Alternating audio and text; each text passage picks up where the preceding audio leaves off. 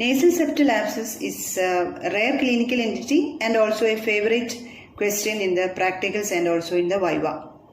And this is characterized by a collection of pus in the space between the cartilaginous nasal septum and its overlying mucoperichondrium, which is more common, or it can also be between the bony nasal septum and its overlying mucoperiosteum.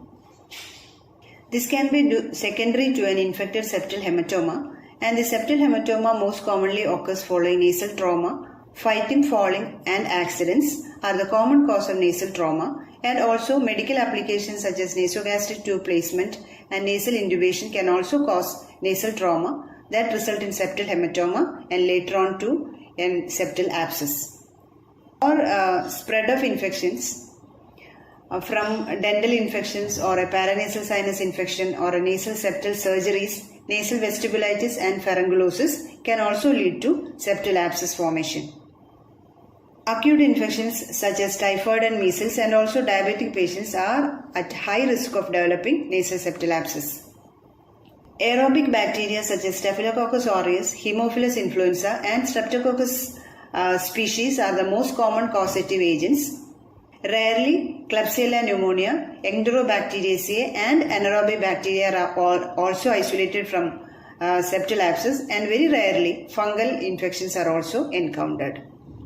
The clinical features are very typical of septal abscess, which aids in the diagnosis. On examination, you can see smooth bilateral swelling of the nasal septum with fluctuation and congestion of the septal mucosa. There will be bilateral nasal obstruction, then pain and tenderness over the bridge of nose, red and swollen skin over the nose, and also in advanced cases there will be systemic manifestations like fever with chills and also frontal headache.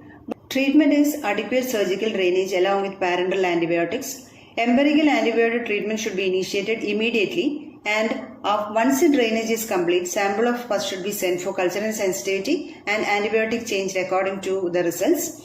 And in this, first put an extended Killian incision, then after drainage, wash the space in between the septum and the overlying perichondrium or the periosteum with betadine and put an ointment pack in between, and also do an antinasal packing on both nose, usually with the Merocel.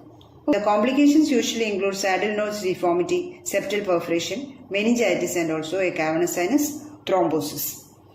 So the proper management of a nasal septal abscess require a prompt diagnosis, adequate surgical drainage and parenteral antibiotic to prevent potentially dangerous spread of infection and also development of severe functional and cosmetic sequelae.